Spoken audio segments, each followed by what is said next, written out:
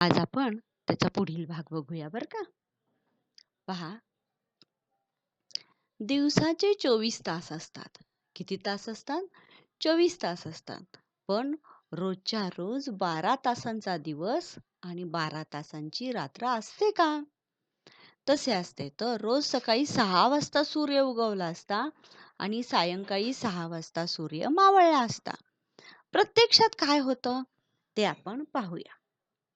पहा बरं, दिवस किती? 24 तासाचा दिवस असतो. पण रोजच 12 तासाची रात्र, 12 तासाचा दिवस असं असते का रे बाळांनो? अजिबात नाही बरं का. मग काय असतं? मग तसं जर असतं, तर रोज सकाळी 6 वाजता बरोबर सूर्य उगवला असता आणि संध्याकाळी 6 वाजता सूर्य मावळला असता. मग यासाठी ना आपण पाहूया बरं का काय होतं ते.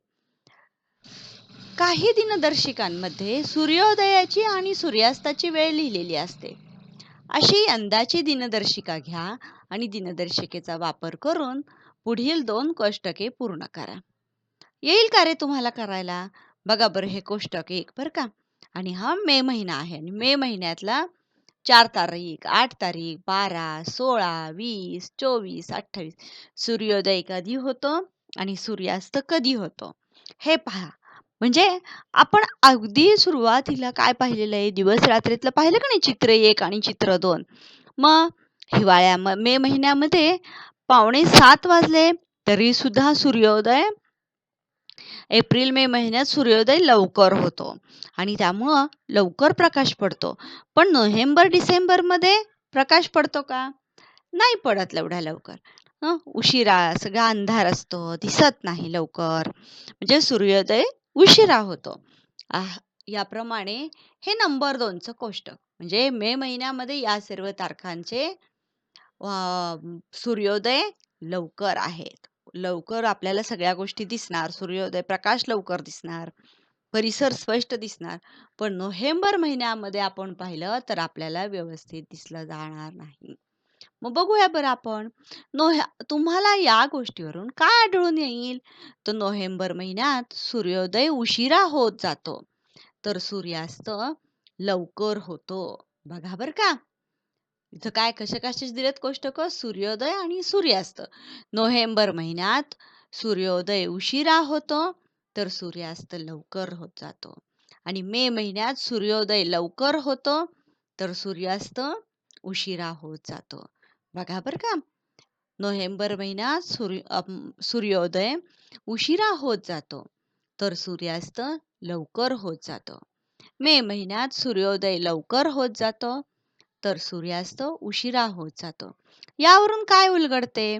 तर नोव्हेंबर महिन्यात दिवस लहान लहान होत जातो आणि रात्र मोठी मोठी होत जाते.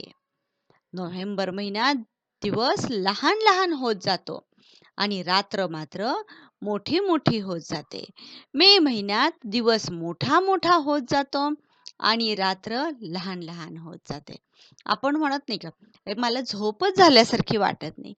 खरंच तसं असतं का? झोप न व्हायला काय झालं?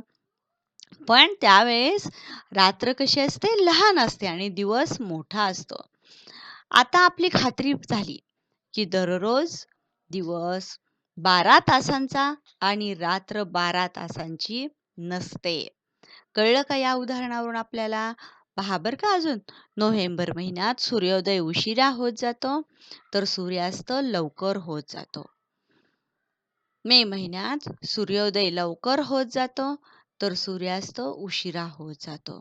यावरून काय लक्षात येतं? नोव्हेंबर महिन्यात दिवस लहान लहान होत जातो आणि रात्र मोठी मोठी होत जाते. मे महिन्यात दिवस मोठा मोठा होत जातो आणि रात्र लहान लहान होत जाते. आता आपली खात्री झाली की दररोज दिवस 12 तासांचा आणि रात्र 12 तासांची असे नसते. आता पाहूया.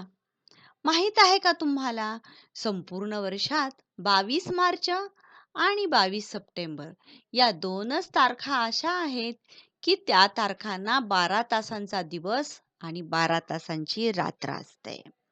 कुठले 2? संपूर्ण वर्षात 22 मार्च आणि 22 सप्टेंबर या 2च तारखा अशा आहेत की त्या तारखांना 12 तासांचा दिवस आणि 12 तासांची रात्र असते.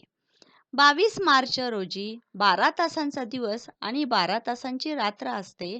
त्यानंतर हळूहळू आपल्याकडे दिवस मोठा होत जातो, रात्र लहान होत जाते. असे 21 जून पर्यंत चालते. 21 जून या तारखेला आपल्याकडे सर्वात मोठा दिवस आणि सर्वात लहान रात्र असते.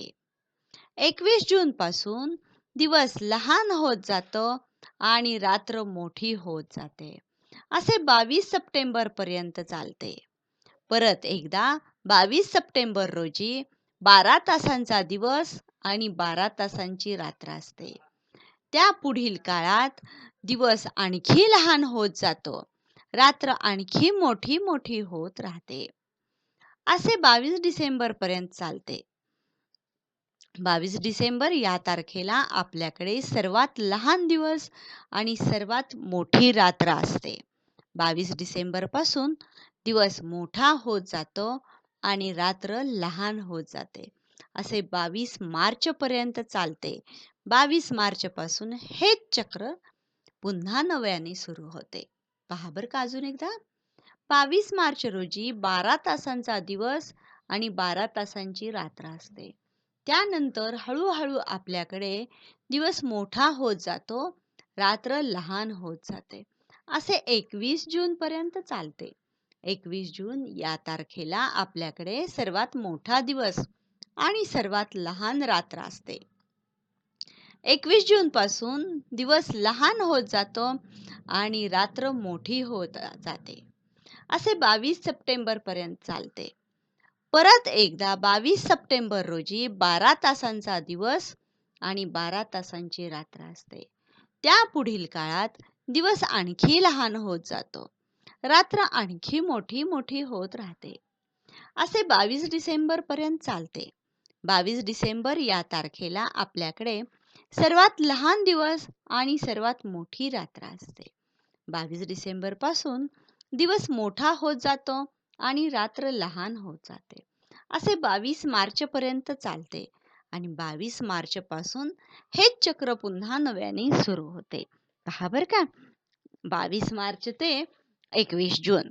22 मार्च ते 21 जून या कालावधीत हळूहळू दिवस मोठा होत जातो व रात्र लहान होत जाते. 21 जून या तारखेला आपल्याकडे सर्वात मोठा दिवस आणि सर्वात लहान रात्र मानली जाते. पुन्हा 21 जून ते 22 सप्टेंबर. 21 जून ते 22 सप्टेंबर या कालावधीत हळूहळू दिवस लहान होत जातो व रात्र मोठी होत जाते. आणि 22 सप्टेंबर रोजी या तारखेला 12 तासांचा दिवस आणि 12 तासांची रात्र असते.